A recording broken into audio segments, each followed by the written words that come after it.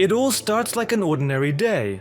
Bluey and Bingo are playing hide and seek at home. Bandit is it. They run, laugh, hide under the table behind the curtains. Then it's Bingo's turn. She climbs into the closet under the stairs. The door closes behind her on its own. In the darkness, she notices someone standing in the corner of the closet. A tall, thin figure almost blending in with the wall. Bingo blinks and the figure is gone. She crawls out, scared. She doesn't tell anyone. The next day they play hide and seek again. This time Bluey hides in the closet. It's quiet inside. She suddenly looks into the corner. It seems like someone is standing there, but it's all in shadows. Impossible to make out. On the floor lies an unfamiliar toy, long limbs and empty face. They never had one like that. She doesn't take it. Later, Bandit says, "Today our guest is hiding." Everyone laughs, but Bingo suddenly falls silent. She asks who he meant. Bandit replies, "Well, he's been playing with us." Chili turns away and continues cooking without commenting. During the next round of the game, Bluey peeks into the pantry. She doesn't remember it ever being so full of shadows. On the shelf, the same toy is there again. Paw prints are visible on the floor. They lead behind a cabinet. When Bluey checks, the cabinet is empty. At dinner, Bandit says, "Our guest hides well. We hardly ever see him." Chili nods silently. Bingo asks, "Will he stay long?" No one answers. Only the clinking of cutlery is heard. That evening, Bluey goes to the bathroom. In the mirror for a split second, a tall silhouette appears behind her. She turns, no one is there. Then she finds a note on the floor as if torn from a children's book. The handwriting is unfamiliar. The paper smells of dust. At night, Bluey wakes up. She hears a creak. She goes into the hallway. At the door to the closet, a shadow. Tall, thin. Bluey doesn't move. The shadow disappears. She approaches the door, opens it. Empty. Just the old toy on the floor. She picks it up. Final scene. Morning. Everyone is having breakfast. Bingo is drawing. Chili smiles. Bandit sits in a chair. Bluey is silent. The camera lingers on a family photograph hanging on the wall. Between Bandit and Bluey, another figure stands. Its face is blurred as if the film is damaged. Bluey turns her head toward the camera and says, "He's always played with us. You just never noticed." The screen goes dark. No, the end. No credits. It's a sunny day. Bluey and Bingo are playing treasure hunt in the backyard. Bingo trips over something. Beneath the fallen leaves, they find a small wooden door. It looks old, covered in moss, as if it had never been there before. The door is slightly ajar. Beyond it, there's darkness. "What's that?" Bingo whispers. Bluey carefully pushes the door open. A narrow, dark passage is revealed, leading down stone steps. From below, a faint, mournful whisper drifts up. "Hello," Bluey calls. A voice from below answers. It's a child's voice. It sounds as if it's calling for help, but the words are indistinct. Bluey looks at Bingo. "There's someone down there." Bingo steps back. "I'm scared." Bandit and Chili call them for lunch. "We found a door," Bluey shouts. Bandit walks over. He looks at the spot where the door should be. A door. "There's no door here, girls, just old leaves." He sweeps the leaves away. Nothing, just dirt. Bluey and Bingo exchange puzzled glances. The next day, while their parents are distracted, Bluey and Bingo return to the backyard. The door is there. It's ajar again. The whisper from inside is a little louder, more desperate. Bluey cautiously peeks inside. The staircase descends into endless darkness. "Help me!" cries a child's voice. "I'm coming!" Bluey says, and she starts to descend. Bingo grabs her paw. "No, it's dangerous!" But Bluey is already pulling her along. With each step down, the light from above dims. The air grows colder. The whisper from below transforms into a multi-voiced wail. It surrounds them, seemingly coming from everywhere. Bingo begins to sob.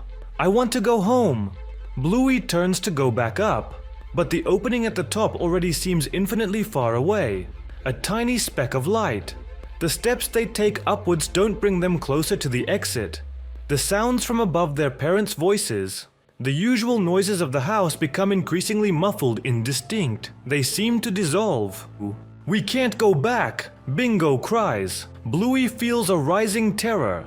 The wailing from below intensifies, merging into a single mournful chorus. It presses down, envelops them. Bluey tries to scream. Her voice also sounds weak, distorted, as if it doesn't belong to her. She feels her legs growing tired.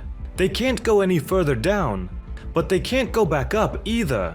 The shadows on the stairwell walls begin to move, taking on vague, grotesque shapes. They reach out towards them. The children's voices from below turn into moans, full of despair. "We're stuck here forever," Bingo whispers. Her voice trembles. Bluey looks down. There, in the infinite darkness, she sees thousands of glowing points, thousands of eyes fixed upon them. Bluey collapses to her knees. She feels something pulling her down, not physically but mentally. Her will drains away. She hears her own voice merging with the chorus of weeping children. "Help me!" Now she too calls out. Bingo clings to her, but her grip weakens. The last ray of light from above completely vanishes. Around them is only absolute, all-consuming darkness.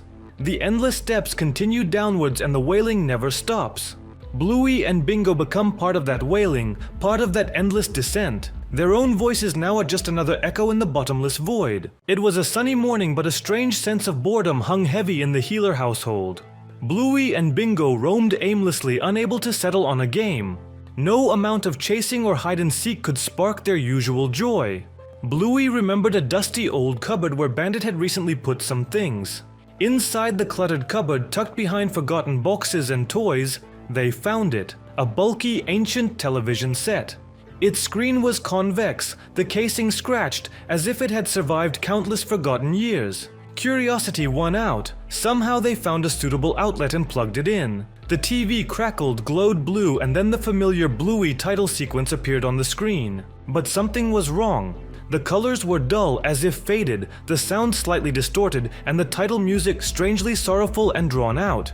The episode began. It was titled 1. On screen, Bluey and Bingo appeared, but they were eerily silent, their eyes seeming empty. They simply sat in their room, staring out a window where a strange gray storm raged beyond the glass. A storm that never existed in their vibrant world. The longer they watched, the more their own room changed around them. Colors faded, turning as gray as those on the screen. Sounds from the television, the howling wind, strange, quiet sighs began to merge with the sounds of their own room. The air grew colder, bringing with it the smell of dust and something stale, as if they themselves had stepped inside the old cupboard. The figures of Bluey and Bingo on screen now seemed to be looking directly at them, with the same chilling emptiness in their eyes. Suddenly, the TV Bluey slowly raised a paw and pressed it against the screen. In that very instant, the real Bluey felt an icy touch on her cheek. The screen flickered, the image distorted, and instead of TV Bluey, there was now only her own frightened reflection superimposed on the gray, raging world. Bingo, eyes wide, also saw her reflection, pale, distorted, as if she was being pulled into the screen. On the screen, behind their reflections, that same pale, gaunt silhouette with huge empty eye sockets slowly materialized. It stood directly behind their TV versions, and its gaze seemed to pierce through the screen, directly into their souls. The room finally darkened completely, plunging into the same gloom as outside the window in the missing episode. The girls lunged for the TV, trying to pull the plug, but it seemed to be fused into the outlet. The screen pulsed and a nasty clinging cold began to envelop them. Their bodies felt weightless, being pulled forward. In the last moment before their vision blurred, they saw their parents Chili and Bandit on the screen. But they were as gray and silent as the Bluey and Bingo from the missing episode. Their eyes were empty too. The world spun and the girls felt a sensation of falling. When they could finally open their eyes, they were surrounded by the same gray, raging storm they had seen on the screen. And in their own room on the couch sat two figures, silent, unmoving, with empty eyes. They stared out the window where a strange gray storm raged beyond the glass. And on the old dusty television, the familiar Bluey title sequence began again. But this time the episode was titled 2.